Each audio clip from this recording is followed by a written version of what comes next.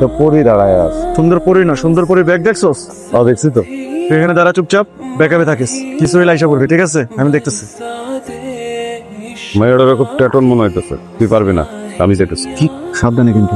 আরে বাবা সোজা যাবি না। এই আপনি যদি পড়ে যেয়ে থাকেন তাহলে আমার ব্যাগ আবার আসুন। আমি তো সেটাই ভাবতেছি ভাই। ভাই সবাই চুপ, কি করছ? আমি দেখতেছি তো, আমি ডিবির লোক, আমি ডিবি সুলতান। আমি দেখছি আপনি কোনো টেনশন করবেন, আমি ডিবির লোক। ওকে, পুলিশের কাছে আমি যদি হস্তান্তর না করেছি, আমার নাম সুলতান না।